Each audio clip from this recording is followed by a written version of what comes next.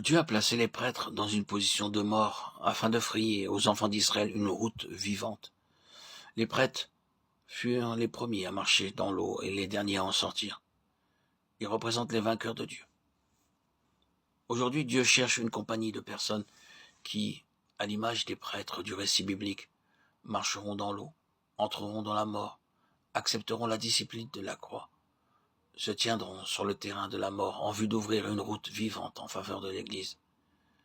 Si Dieu nous place dans la mort, c'est pour donner la vie aux autres. Les vainqueurs de Dieu sont les pionniers de Dieu.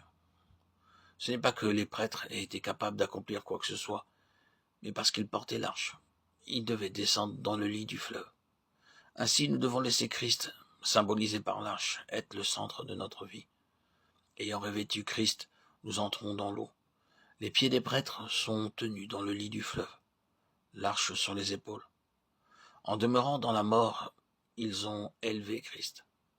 Le lit de la rivière est le lieu de la mort. Cet endroit n'est ni bien confortable, ni attirant, ni reposant. Ils n'étaient pas assis ou couchés, mais debout sur leurs pieds. Si je vis selon mon bon vouloir, Christ ne peut pas être emporté aux autres de manière vivante. Si je me tiens debout dans le fleuve à son point le plus bas, alors les autres pourront traverser victorieusement le Jourdain.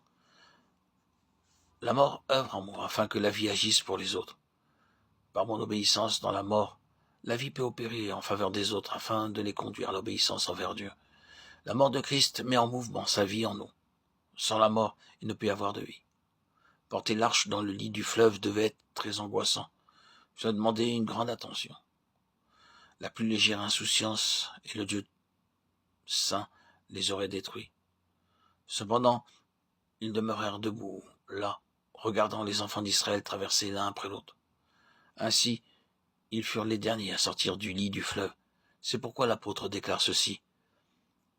Car Dieu, ce me semble, a fait de nous apôtres, les derniers des hommes, des condamnés à mort, en quelque sorte.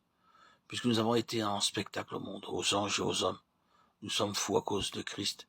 Mais vous, vous êtes sages en Christ. Nous sommes faibles, mais vous êtes forts. Vous êtes honorés et nous sommes méprisés. Jusqu'à cette heure, nous souffrons la faim, la soif, la nudité, nous sommes maltraités, errants çà et là. Nous nous fatiguons à travailler de nos propres mains. Injuriés, nous bénissons, persécutés, nous supportons.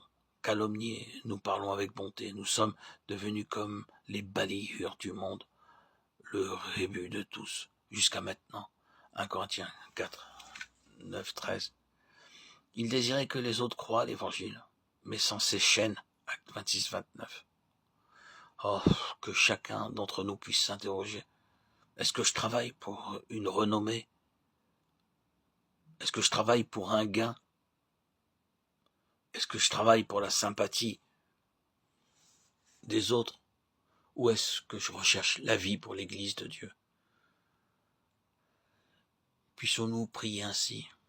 Seigneur, je meurs pour que les autres puissent vivre. Dieu affirme clairement que ce ne sera pas facile, quoi qu'il en soit. C'est la seule façon d'accomplir le plan éternel de Dieu.